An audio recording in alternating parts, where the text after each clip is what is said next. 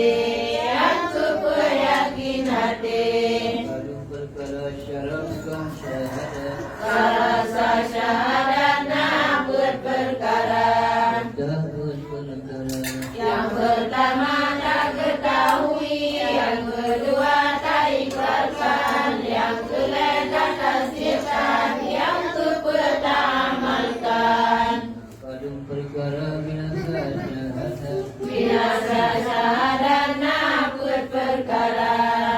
dahut perkara. Yang pertama menduakan Allah, yang kedua syahadatnya kepada Allah, yang kedua menyangkali dirinya daripada dijadikan Allah, yang keempat anak isbatkan ke zat Allah, anak isbatkan ke sifat Allah, dan anak isbatkan ke af'alullah.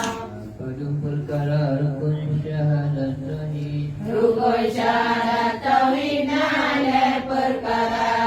soleh perkara. Yang pertama tak isbatkan ke zat Allah, yang kedua tak isbatkan ke sifat Allah, yang ketiga tak isbatkan ke af'alullah. Wati isbat, Mengaku hati ulun kebit-kebit narat Allah. Mengaku hati ulun kebit-kebit nasifat Allah. Dan mengaku hati ulun kebit-kebit naf'alullah. watilan, Ra Allah, sifat, kelakuan Allah, ki apa.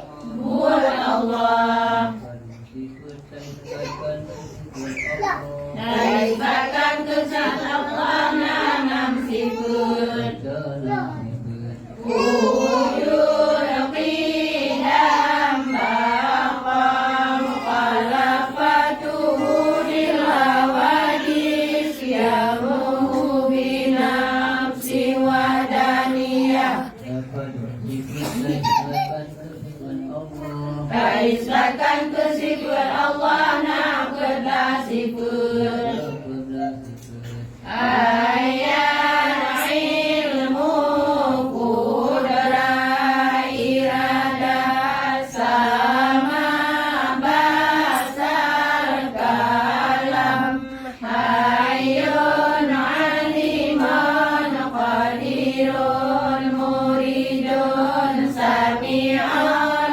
basirun mutakallim. Dapat perkara taisbatkan sifat Allah, Taisbatkan kebuat Allah nalapan perkara.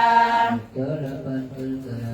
Ijab ta'leh kardei hayai matai adai adam idlal.